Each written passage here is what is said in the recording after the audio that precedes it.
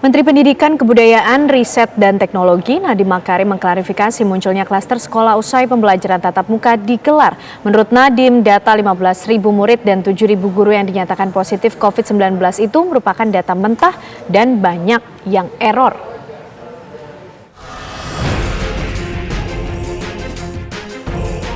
Beberapa waktu terakhir sempat ramai soal adanya klaster COVID-19 saat pembelajaran tatap muka atau PTM.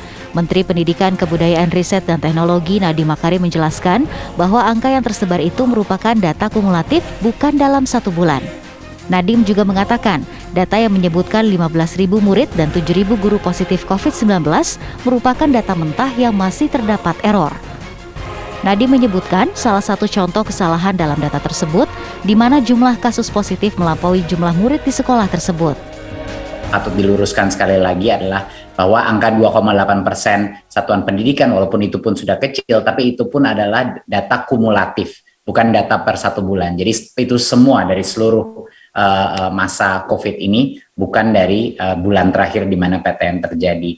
Itu pun 2,8% dari sekolah yang dilaporkan oleh sekolahnya ada yang COVID, itu pun belum tentu mereka melaksanakan PTM.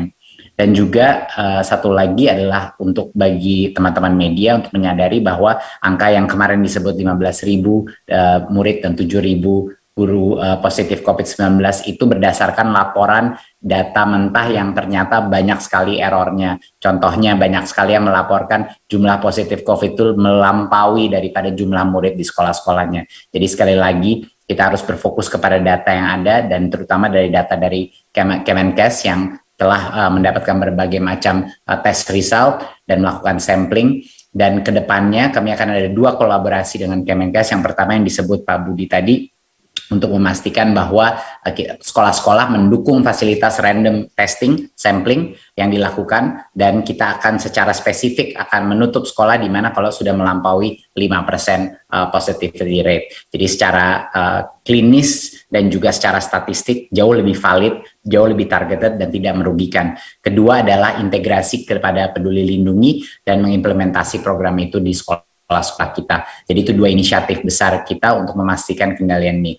Jadi secara garis besar seperti yang Pak Menko sudah bilang, kami tidak terlalu khawatir mengenai tren yang kita lihat pada saat sekolah melakukan PTM, tapi saya lebih lagi khawatir bahwa hanya 40% daripada sekolah kita yang bisa melakukan PTM saat ini baru melakukan PTM. Jadi ada 60% sekolah kita yang sebenarnya sudah boleh melakukan PTM yang belum. Dan data dari Bank Dunia dan berbagai macam institusi research menunjukkan betapa menyeramkannya learning loss yang bisa terjadi ini di luar kondisi psikologis yang bisa terjadi kalau apalagi di tingkat SD dan PAUD di mana mereka paling membutuhkan PTM, bahwa kalau sekolah-sekolah yang tidak dibuka dampaknya bisa permanen.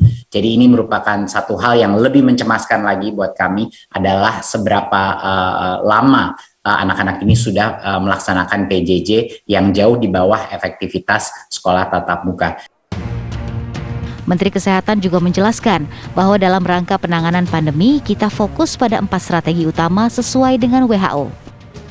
Perubahan dari pandemi ke endemi, banyak kegiatan yang memang harus kita jalankan secara normal, tetapi dengan protokol kesehatan yang baik. Dan sesudah kita lihat dalam rangka strategi penanganan pandemi, WHO kan memberikan 4 strategi utama. Karena sekarang kita sudah bisa menurunkan laju penularan, kita konsentrasi kedua strategi yang sifatnya di sisi hulu, lebih preventif ya, lebih proaktif, yaitu strategi protokol kesehatan atau perubahan perilaku atau 3M dan strategi deteksi atau surveillance atau 3T. Nah, pada kesempatan ini hal berikutnya kita ingin melakukan strategi surveillance atau 3T atau deteksi tadi khusus untuk aktivitas belajar mengajar. Nanti kalau ini berhasil, kita akan mereplikasi ke aktivitas perdagangan, aktivitas pariwisata, aktivitas keagamaan, aktivitas transportasi, dan lain sebagainya. Karena kebetulan ini mulai secara masif, dan kita sadar bahwa kita harus melakukan mulai pendidikan tatap muka ini karena banyak long-term disbenefit kalau kita tunda, makanya kita fokus sekali melakukan advanced surveillance untuk khususnya aktivitas tatap muka ini. Jadi kalau banyak yang kemarin diskusi atau beredar hoax bahwa klasternya demikian banyak, sebenarnya nggak demikian. Kami sampaikan datanya secara transparan biar teman-teman bisa melihat sendiri. Menkes juga menjelaskan bahwa setelah dilakukan PTM terbatas, pemerintah kemudian melakukan surveillance di beberapa sekolah sebagai bagian dari evaluasi pelaksanaan pembacaan secara luar jaringan. Menkes juga menekankan betapa pentingnya protokol kesehatan diiringi dengan penguatan hulu, baik itu tracing maupun testing.